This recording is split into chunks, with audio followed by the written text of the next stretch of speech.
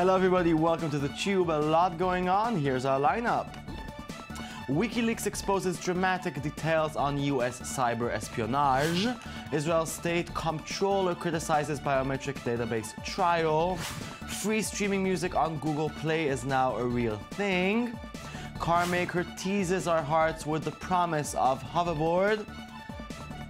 And the infamous front page of the web has a happy birthday. Wait, there's more, don't go.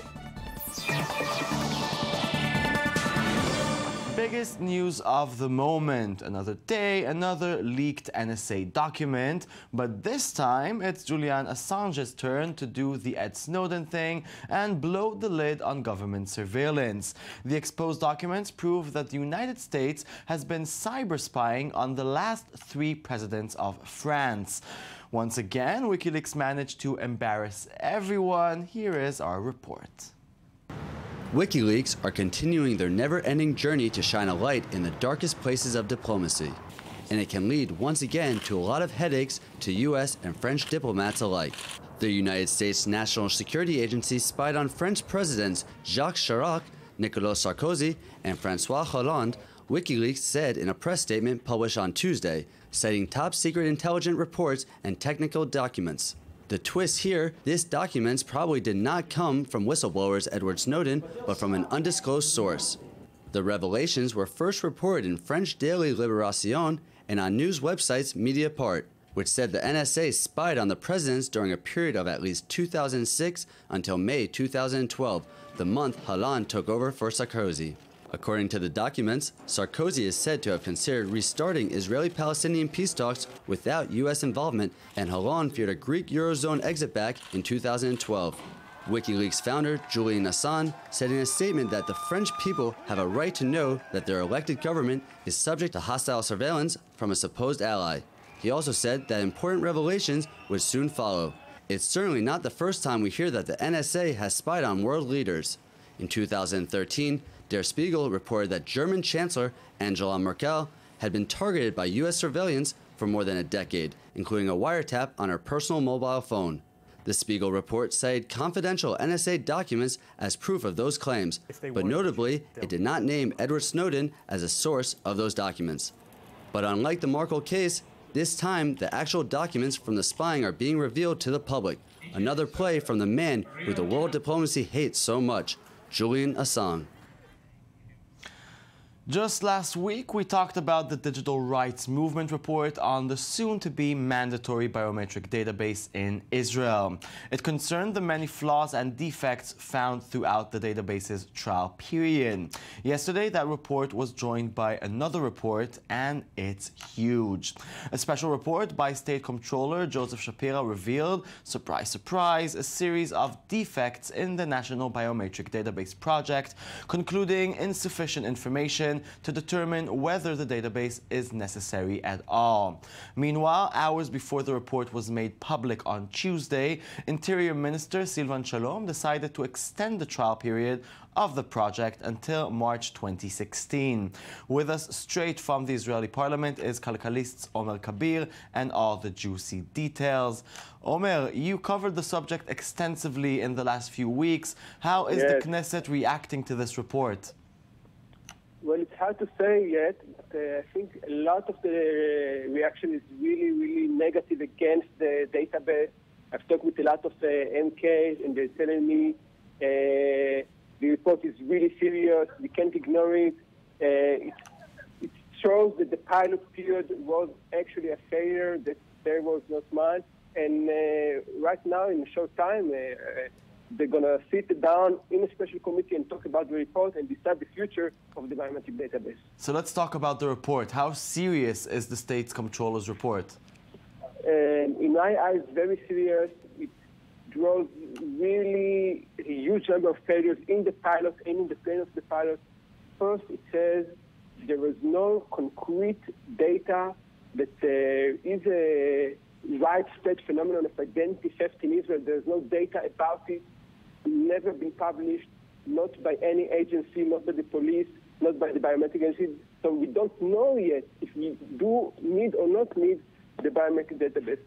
And then it goes on to detail many failures in the biometric database itself and then just like run through them. One, it didn't have a permanent matching system for biometric data. It still doesn't have it, actually. The first biometric scanners, fingerprint scanners that were deployed in offices were, in fact, defective. As a result, 400,000... But can the government ignore it like they previously ignored other critics of the project? Well, of course, they can ignore whatever they want, and this government, especially in opinion, ignores what it wants to ignore and doesn't know what it doesn't want to ignore. But it will be difficult because the opponents of the biometric database, Knesset members and outside experts, are very, very vocal. They are very, very passionate. They know very well what they are doing. It can be ignored, but it will be really, really difficult, and it won't go down quietly. So let's sum it up for a minute. These recent developments, can they mean that the database opposers are finally starting to win? It's hard to say. There have definitely been a few gains. Definitely the situation right now with the report and the report of the advisory committee, which came out yesterday also, is much better than it was a few months ago. And the new Interior Minister, Silvan Shalom, I've talked with his office, and they're saying he really wants to study the subject. He wants to make an informed decision. This is why the pilot was added. They added another 9 months to the pilot so we can study the subject and come in for it with an open mind. And I hope that he will study the subject, the report, and make an informed decision. I hope so too. Thank you very much, Omer Kabir. Thank you. Okay. Apple Music nears its June 30th launch, and Google is moving, well, you know, to crash that party. The tech giant is now getting aggressive about trying to sell users on its Google Play Music service. Today, the company is launching a free, ad-supported service that offers curated playlists designed to accompany every moment of your day. The curated music stations come from Songza, the startup Google acquired last year. Free users will only be able to skip 6 songs per hour and will not be able to fast forward or rewind through a song, which is a bit meh, but you know, that's what it is. Google is also gearing up towards the launch of YouTube's subscription music streaming service, which will make its own grab on the streaming business. How will it all turn out? Stay tuned. Get it? Tuned. Free music for everything you do. Like when you're waking up to the happiest pop hits because it's silly nice out. And instead of solo kitchen karaoke, you're beach bound, windows down, singing to some sunburned synths. But you're just warming up because this beat says it's time to sun out, vibe out. And you're not sure what's next, but it's feeling like it might just be the ultimate girls' night out. Google Play Music, free music for everything you do. You may dislike ads on Facebook, but Facebook wants you to see more of them. You know, it's all about the money. The social network unveiled a new mobile format in the works at the Cannes Advertising Festival. The concept aims to give advertisers the ability to create rich media that blends seamlessly with the video content users are watching on their news feed. Facebook claims these ads will be interactive in a way that they haven't ever been before. Instead of a click-through link, Facebook will host the advertiser's content directly on its site, not unlike the Instant Articles news experiment rolled out by the social network earlier this year. Users will be able to navigate through full-screen photos, videos, and in some cases, tilt their phones for a 360-degree view of a product, all the while never straying from their news feed. That's the ka-ching.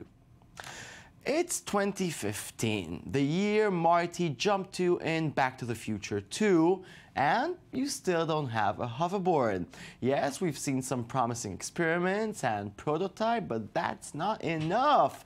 Right on time, though, a big car manufacturer joins the race to this promised future. Lexus has presented the latest installment in its Amazing in Motion series of video spectacles, the Lexus Hoverboard. But is this thing real? We've been fooled before. So Gizmodo heard from the car maker that this project has been in development over the last 18 months, but couldn't get more specific info on how it works. Here's the Lexus video teaser of the hoverboard while we are still waiting for more details.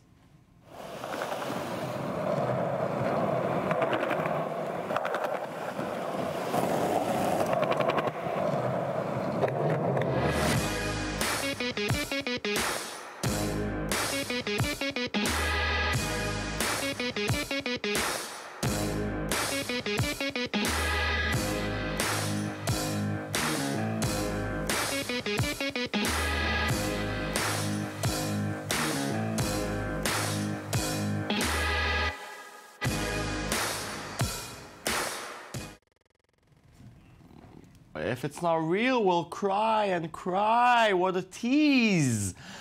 Okay, it's time to send a real happy birthday to the front page of the internet. That's Reddit, of course. To commemorate the major milestone, Reddit released a ton of interesting data.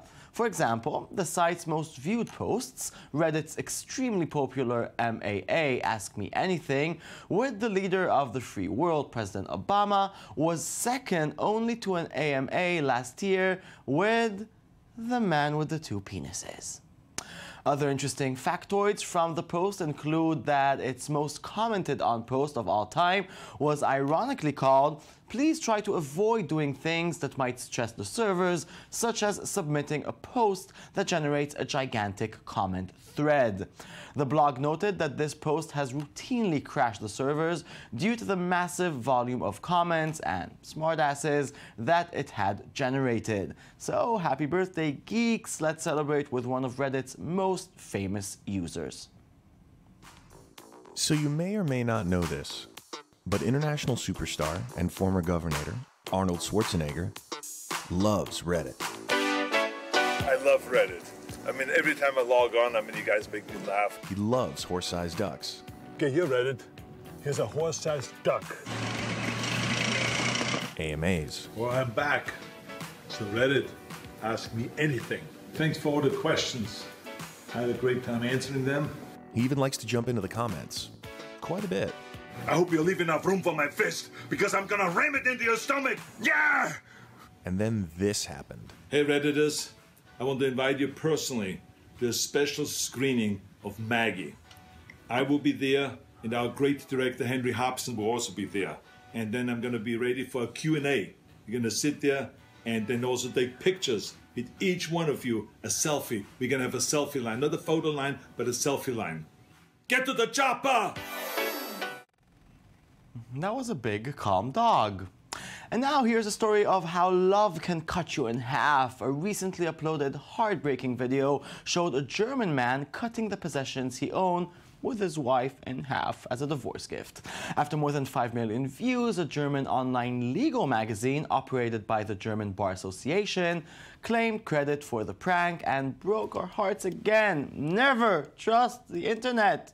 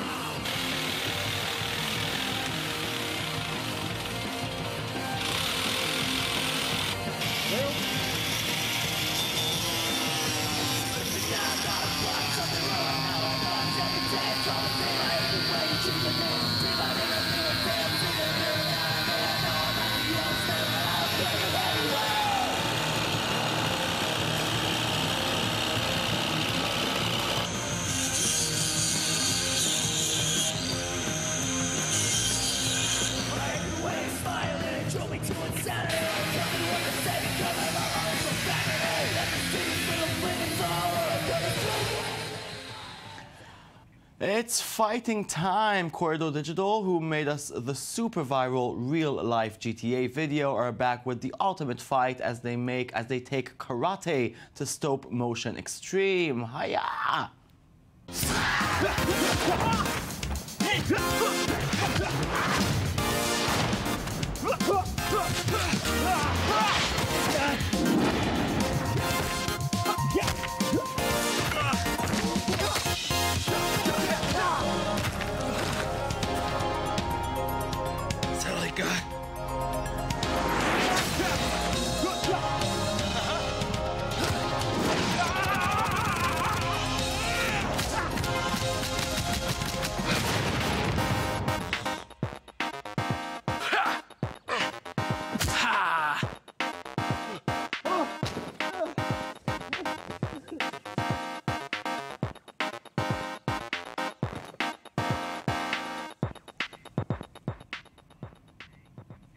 Okay, that was lovely. We like talent. That's it. Show's over. But don't be sad. A, we'll be back tomorrow with a brand new show of The Tube.